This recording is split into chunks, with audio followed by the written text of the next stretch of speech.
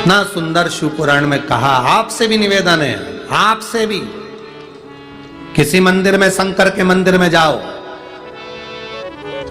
किसी मंदिर में पहुंचो, तुम्हारी जेब में पैसा नहीं है, 1 रुपया नहीं है, पड़ोसन से, पड़ोसी से मांगकर आरती में भी मत चढ़ाओ, पड़ोसी से मांगकर भगवान की दान पेटी में भी मत चढ़ाओ। ए जीजी देना, मैं बाद में दे दूंगी, काका जी देना, मैं बाद में दे दूंगा, मामा जी देना, मैं बाद में। 1 रुपया मांगकर दान पेटी में भी मत चढ़ाओ, आरती में भी मत चढ़ाओ। तुम्हारे पल्लू में हो तो खोल कर चढ़ा दो, तुम्हारी जेब में हो, पर्स में हो, चढ़ाओ, पर मांग कर पैसा भगवान के सामने किसी से मांगा और भगवान को चढ़ाया, भगवान को स्वीकार नहीं। क्यों स्वीकार नहीं? क्योंकि भगवान को लगता है मेरे दरवाजे पर खड़ा है जगन्नाथ, विश्वनाथ, द्वारकानाथ, बद्रीनाथ, केदारनाथ, सोमनाथ। तो विश्वनाथ के सामने खड़ा है, विश्वनाथ के सामने। एलईडियां चालू करवाइए भाई, पीछे की एलईडियां चालू करवाइए। विश्वनाथ के सामने खड़ा है, और विश्वनाथ के सामने, सोमनाथ के सामने, केदारनाथ के सामने, बद्रीनाथ के सामने, द्वारकानाथ के सामने, जगन्नाथ के सामने खड़ा होकर दूसरे से मांगकर फिर तू दे रहा है। शिव जी कहते हैं लोग मुझे विश्वनाथ कहते हैं, सोमनाथ, केदारनाथ कहते हैं। अगर मांगना है तो तुम मुझसे मांग, तेरी जेब अगर खाली है तो तुम मुझसे बोल। मैं दुनिया को देता हूं तो क्या तुझे नहीं दे सकता? क्या तुझे नहीं दे सकता? तुझे मांगना है तो मुझसे मांग, मुझसे मांगेगा मैं तुझे दूंगा, दूंगा तब तू समर्पित करना। भगवान से प्रार्थना करो, भगवान ऐसी कृपा करना, ऐसी दया करना। आज इस कथा के पंडाल में बैठकर प्रार्थना करना, तुम जहां टीवी के सामने कथा सुन रहे हो वहां प्रार्थना करना, मोबाइल पर कथा सुन रहे हो तो मोबाइल पर प्रार्थना करना। भोलेनाथ ऐसी करुणा करना, झोली ऐसी भरना कि मेरी जिंदगी में मैं भी एक बार शिव महापुराण की कथा करवा सकूं, ऐसी कृपा तुम मेरे ऊपर कर।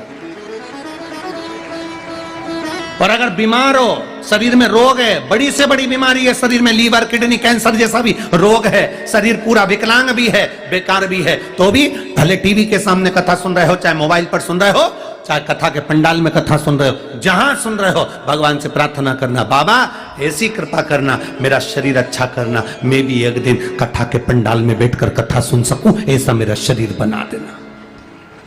ऐसा शरीर मत बनाना जो पलंग पर पड़ा रहे, सड़ता रहे, बेकार हो जाए ना।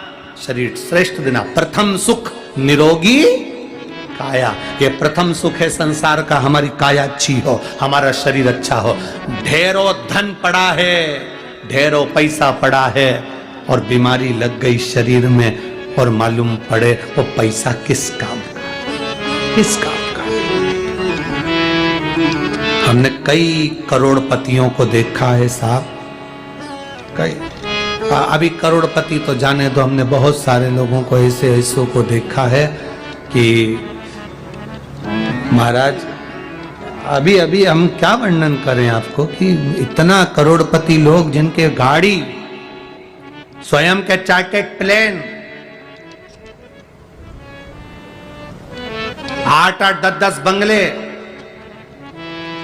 धन वैभव, सत्ता ढेर की, और मालूम पड़े रात को सोते हैं तो 4 गोली खाते, सुबह उठते तो भूखे पेट की गोली खाते, दिन में भी 2-3 बार गोली खाते, खाना खाएं तो शरीर में पहले इंसुलिन लगाते, इसके बाद 2 रोटी खा पाते बिना घी की और बिना मिठाई की। अगर आप सब पेट भरकर भोजन कर रहे हो, अच्छे से भोजन पच रहा है, खूब अच्छे से 2-4 रोटी डट के खा रहे हो, तो दुनिया में तुम्हारे बराबर कोई करोड़पति नहीं है।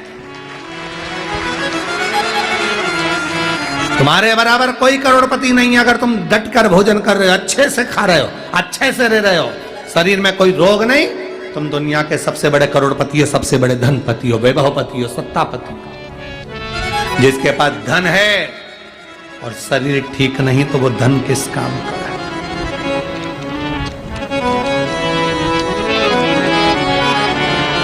क्या काम का धन? इसलिए परमात्मा से प्रार्थना करते हैं। अजामिल भगवान की भक्ति में डूबा रहता था, भगवान के भजन में डूबा रहता था, भगवान के नाम स्मरण में डूबा रहता था।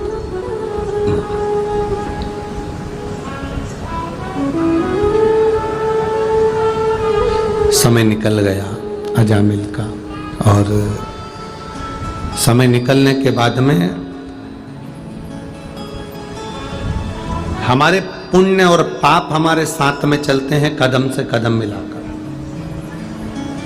किसी के लिए अच्छा सोच रहे हो, आपके पुण्य है। किसी के लिए बुरा सोच रहे हो, आपके पाप है। आप दिन रात किसी को कोस रहे हो, आप दिन रात किसी को गाली दे रहे हो, आप दिन रात किसी को अपशब्द कह रहे हो, समझ लेना हमारे पूर्व के पाप अभी भी हमारे शरीर में रह गए, इसलिए हमें कोई अच्छा नहीं लग रहा। हम उसमें बुराइयां ढूंढ रहे हैं, हम अपशब्द कह रहे हैं, हम ताने दे रहे हैं, हम गालियां दे रहे हैं, हमारा टेढ़ा बोल रहे हैं। हमारे भीतर वो पाप रह गया अभी भी, हमारे भीतर वो पाप अभी भी रह गया, हमारे भीतर वो पाप कर्म अभी भी रह गया। और यदि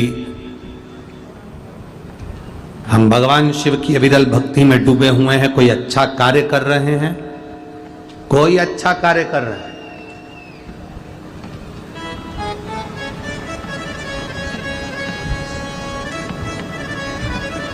श्रेष्ठ कर्म ये नहीं है कि तुम श्रेष्ठ कर्म तक पहुंचो, किसी को श्रेष्ठ कर्म तक पहुंचा देना भी श्रेष्ठ कर्म है। एक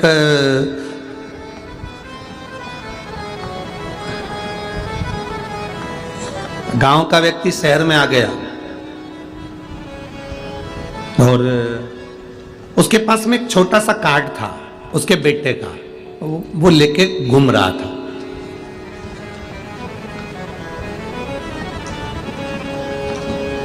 घूमते घूमते वो अदालत के सामने पहुंचा। वहीं पर एक वकील साहब केस हार के बाहर खड़े हुए थे, काला कोट पहने थे, केस हार गए थे। उन्होंने, गांव का व्यक्ति था, उसने पूछ लिया, ए भाऊ, ये मेरा बेटे का एड्रेस है, बता देना मेरा बेटा कहाँ मिलेगा। इतने में वकील साहब तो केस हारे हुए थे, उसको गुस्सा आ रहा था, और वकील को गुस्सा आ रहा था, केस हार के बाहर निकला था। इतने में ये उसके प्राण खाने पहुंच गए, बता देना भाई मेरा बेटा कहाँ मिलेगा। वकील ने कहा, भाग यहां से। आ गया कहां से? भाग। जो वकील ने हाथ कर कर भगाया उसको, भाग यहां से।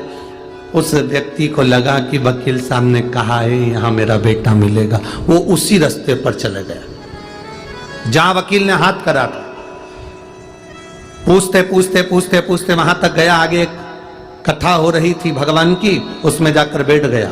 कहीं शिव महापुराण की कथा में जाकर बैठ गया। कथा चालू हो गई, कथा होने के बाद में आरती हो गई। आरती होने के बाद वो प्रणाम कर कर जाने लगा। जैसे बाहर निकला रोड पर, इतने में उसका बेटा गाड़ी से निकल रहा था। उसने अपने बाप को पहचान लिया, पिता को पहचान लिया। पिता को पहचान कर प्रणाम कर कर कहा, पिताजी आप यहाँ? बेटा भगवान भला करे वह वकील का, उसने मुझे इशारा करके बताया था कि इधर तेरा बेटा मिलेगा और तू मुझे मिल गया। अब उसको क्या मालूम कि वकील ने बेटे का एड्रेस नहीं बताया था, उसने तो भगाया था। अब 2-4 साल बाद वकील साहब निपट गए, प्राण छूट गए, ऊपर गए। चित्रगुप्त महाराज से कहा गया इसके पाप पुण्य गिनो। चित्रगुप्त महाराज ने उसके पाप पुण्य गिने तो इसने पाप ही पाप करा, कोई पुण्य करा ही नहीं। दिन भर झूठ बोलता था, दिन भर अपशब्द कहता था, दिन भर गालियां देता था, दिन भर आड़ा तड़ा बोलता था, तो उसको नरक के लिए भेज दिया जाए। इसने कोई पुण्य नहीं करा।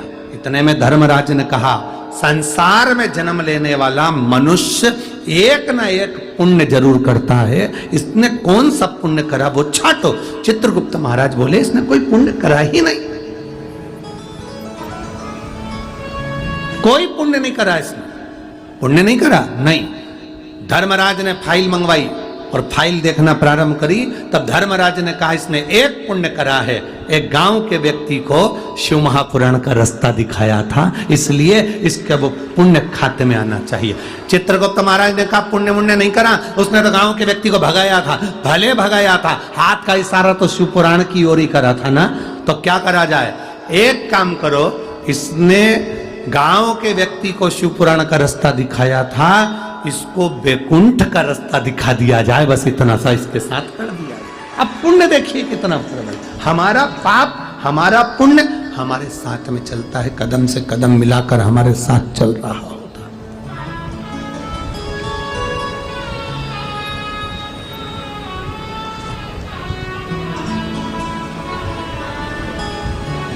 हमारा पाप और हमारा पुण्य हमारे साथ में चल। आप अच्छा करेंगे, अच्छी जगह पहुंचेंगे। कुछ पुण्य आप यहाँ शिव पुराण की कथा में वाणी पहुंचे हैं ना, अपने अड़ोसन पड़ोसन, अड़ोसन पड़ोसन जानते हो ना, इधर वाली अड़ोसन, इधर वाली पड़ोसन, पीछे वाली धड़ोसन। तो अपनी अड़ोसन पड़ोसन धड़ोसन को भी बताते हुए आया करो, हम जा रहे हैं, बता के आई कि नहीं आई? अरे बोलो तो, बताया ना हम जा रहे हैं। वो पूछे कहाँ जा रही है? वानी जा रहे हैं। क्यों? कथा हो रही है ना, 1 बजे से 4 बजे तक शिव पुराण की कथा प्रारंभ हो रही है, 27 तारीख से 2 फरवरी तक चलेगी। अच्छा अच्छा, तो उसके मन में भी, और रोज 2 फोटो खींच के और उसके ही व्हाट्सएप पर उसी के बाद अब भोजन करते हुए और कथा का आनंद लेते हुए, तो उसके भी हृदय में शंकर की अविरल भक्ति धीरे धीरे धीरे धीरे जागृत